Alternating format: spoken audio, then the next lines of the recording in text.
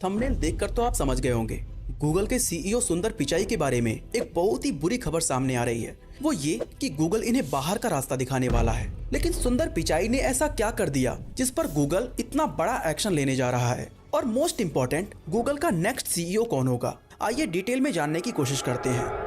दोस्तों, जब से सुंदर पिचाई ने गूगल का कमान संभाला है, तब से इसके रेवेन्यू में बहुत ही ज्यादा बढ़ोतरी देखी गई है। 2015 में सुंदर पिचाई गूगल का सीईओ बने और उस समय इसका रेवेन्यू था अराउंड $74 बिलियन, जो 2023 में बढ़कर लगभग $305 बिलियन हो गया। वहीं 2015 में जहां इसका स्टॉक प्राइस $26 से $37 के बीच में था, वो अब $149 के पास पहुंच गया है। फिर सवाल आता है कि इतना प्रॉफिट दिलाने के बाद भी सुंदर पिचाई को कंपनी से निकाले जाने की बात क्यों चल रही है? साथ ही क्यों उन पर दबाव बनाया जा रहा है कि वो खुद इस कंपनी को छोड़ के चले जाएं? जानते हो इन्हें कंपनी से निकालना कौन चाहता है? वही इन्वेस्टर्स जिन्होंने सुंदर पिचाई की वजह से मैनीफोल्ड प्रॉफिट कमाया है। एंड ये काफी शॉकिंग बात है। इस पूरे मामले को जानने से पहले हमें ये समझना होगा कि सुंदर पिचाई को गूगल का सीईओ बनाया क्यों गया था। क्या इनमें वाकई कोई खास टैलेंट था या इसके पीछे कोई और ही वजह थी?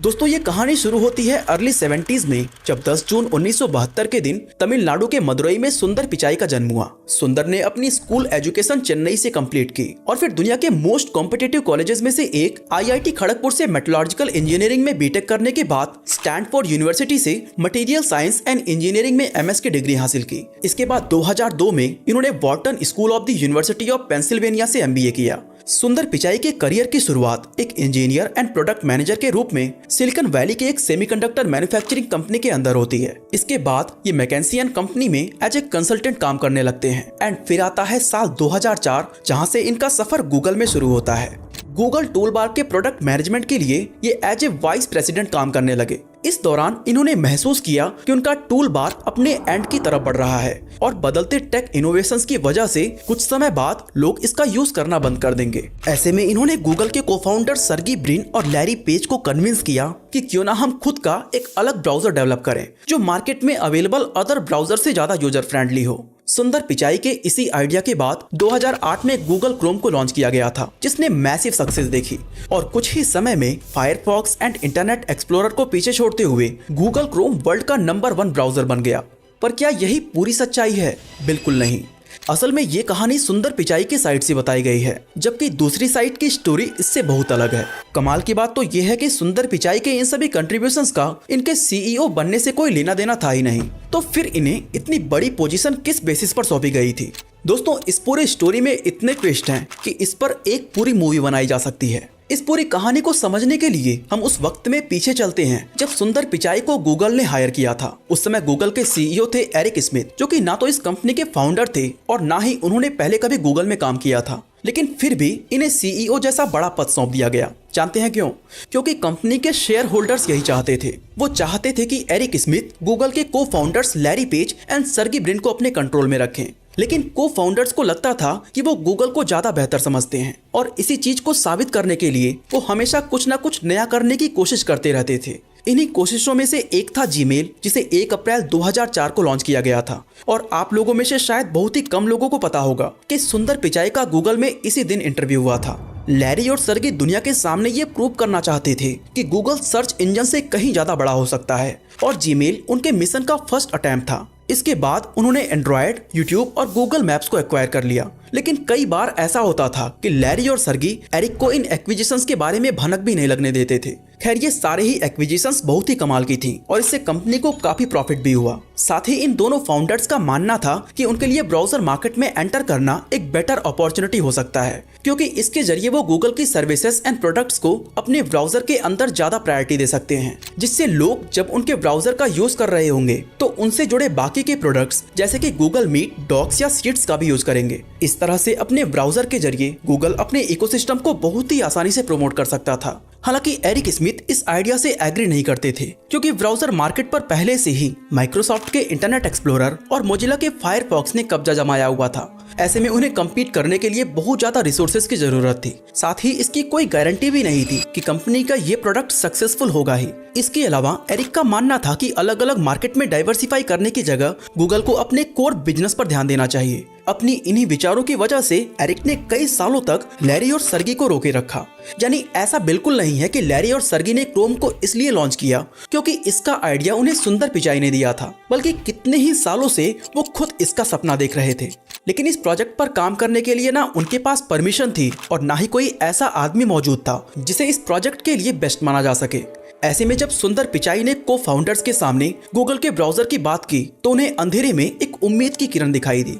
उन्होंने सुंदर से कहा कि वो अपनी एक टीम बनाए और क्रोम पर काम करना शुरू कर दें, लेकिन ध्यान रखें कि इस बात की खबर एरिक को बिल्कुल भी ना हो। इस तरह से सुंदर पिचाई की मदद से गूगल क्रोम को लॉन्च किया गया, जो मार्केट में बहुत ही बड़ा हिट साबित हुआ और केवल 3 से 4 साल के अंदर अपने सबसे बड़े कॉम्पिटिटर फायरफॉक्स और इंटरनेट एक्सप्लोरर को पीछे करके सबसे ज्यादा यूज किया जाने वाला ब्राउजर बन गया।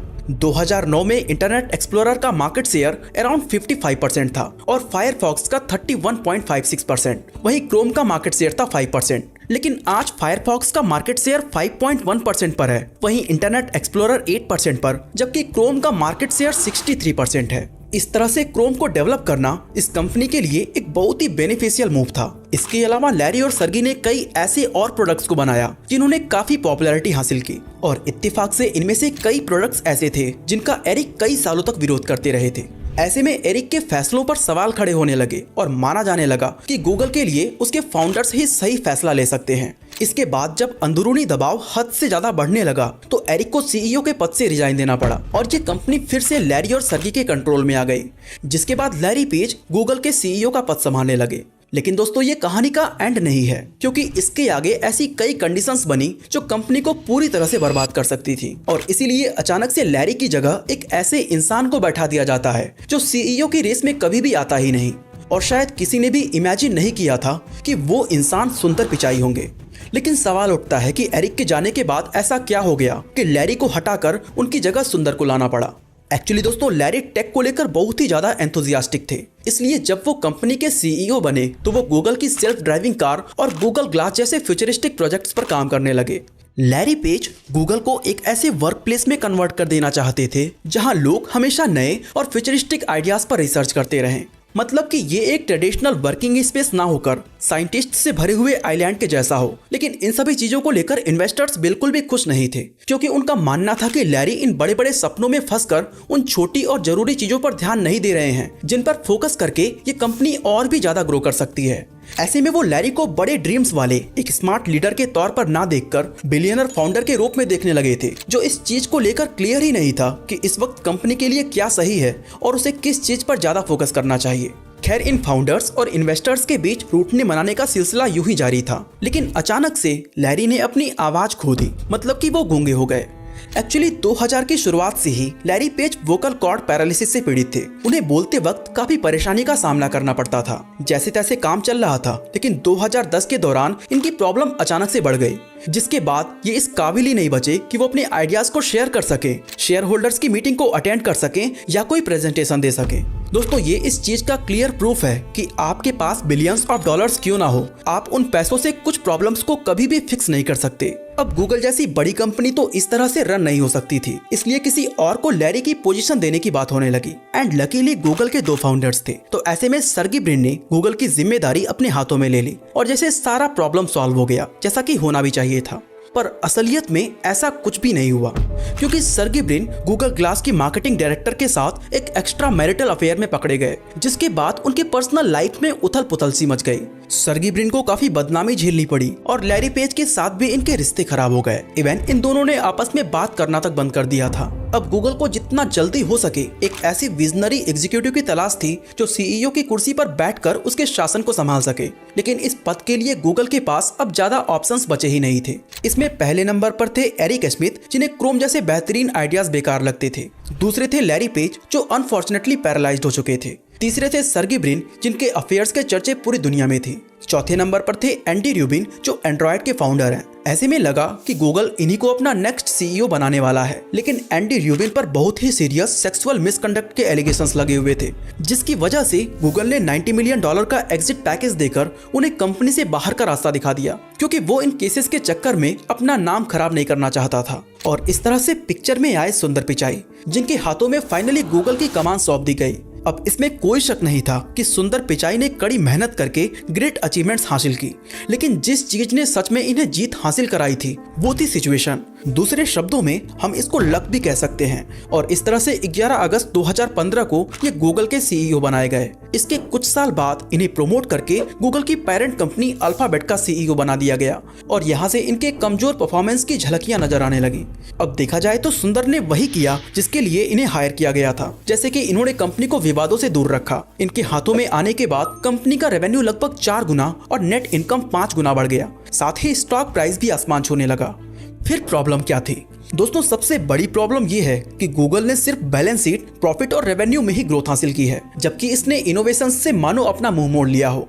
आप खुद सोचो, क्या आप गूगल के किसी ऐसे सक्सेसफुल प्रोडक्ट के बारे में बता सकते हो जिसे सुंदर पिचाई के सीईओ बनने के बाद लॉन्च किया गया हो? जहां तक मेरा ध्यान जा रहा है, मैं इसका बिगेस्ट लॉन्च गूगल पिक्सल को मानता हूं, जो फीचर्स, परफॉर्मेंस एंड वैल्यू के मामले में नो डाउट एक अच्छा फोन है। लेकिन जितना अच्छा ये फोन है, इसकी सेल्स और मार्केटिंग उतनी ही ज्यादा खराब है, जिसकी वजह से इसका मार्केट शेयर सिर्फ 4.6% है। वहीं इंडिया में इसका मार्केट शेयर 0.2% से भी कम है। इन सभी चीजों से भी इन्वेस्टर्स को कोई खास प्रॉब्लम नहीं थी। बात तो तब बिगड़ी जब ओपन एआई ने 30 नवंबर 2022 के दिन चैट जीपीटी को इंट्रोड्यूस किया। इसके बाद इन्वेस्टर्स चाहने लगे कि गूगल एआई इनोवेशन के मामले में ओपन एआई को पिछाड़ दे, जिसे माइक्रोसॉफ्ट सपोर्ट कर रहा था। लेकिन जाहिर सी बात है कि यह इतना आसान प्रोजेक्ट नहीं था, वो भी तब जब डेडलाइन इतना नजदीक हो।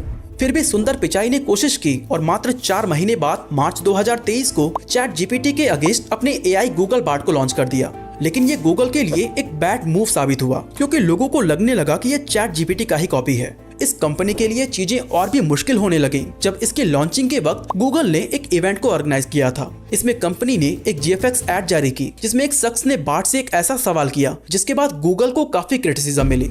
सवाल ये था कि जेम्स वेब स्पेस टेलीस्कोप की किस नई खोज के बारे में मैं अपने 9 साल के बच्चे को बता सकता हूँ। इस सवाल के जवाब में बार्ड ने 2 आंसर दिए, क्योंकि अकॉर्डिंग टू बार्ड इसी टेलीस्कोप की मदद से हमारे सोलर सिस्टम के बाहर किसी भी ग्रह की पहली तस्वीर ली गई थी। हालांकि नासा के अकॉर्डिंग साल 2004 में यूरोपियन एडवांस टेलीस्कोप ने सोलर सिस्टम के बाहर के ग्रहों की तस्वीर ली थी।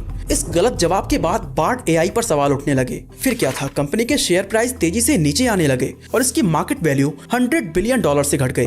इस क्रिटिसिज्म के बाद सुंदर ने कंपनी की गलती को सुधारने के लिए बार्ड को और भी ज्यादा वर्सेटाइल बनाया और उसमें कई तरह के इंप्रूवमेंट किए। बाद में इसी इम्प्रूव्ड वर्जन का नाम बदलकर बार्ड से गूगल जेमिनी कर दिया गया। तो सवाल उठता है कि क्या इसने गूगल का रेपुटेशन बचा लिया?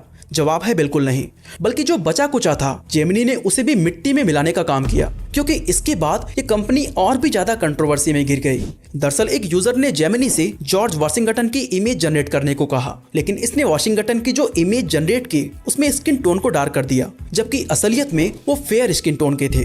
इसके अलावा जब जेमिनी से पोप के फोटोज क्रिएट करने को कहा गया तो इसने एक मेल और एक फीमेल की तस्वीर को क्रिएट किया जिनका स्किन टोन भी डार्क था। Again English Kings, Vikings and even Nazi soldiers के इमेज को भी इसने डार्कर स्किन्स के साथ ही जनरेट किया। इस तरह से जब विवाद हद से ज्यादा बढ़ने लगा तो गूगल ने अपनी सफाई पेश की कि वो इन चीजों को फिक्स करने की कोशिश कर रहे हैं। हालांकि बाद में उन्हें टेक्स्ट टू इमेज वाले फीचर्स को बंद करना पड़ा, लेकिन इसके बाद भी उसका पीछा कंट्रोवर्सी से नहीं छूटा, क्योंकि इसी बीच प्रधानमंत्री नरेंद्र मोदी को लेकर भी जेमिनी के साथ एक बड़ा विवाद खड़ा हो गया।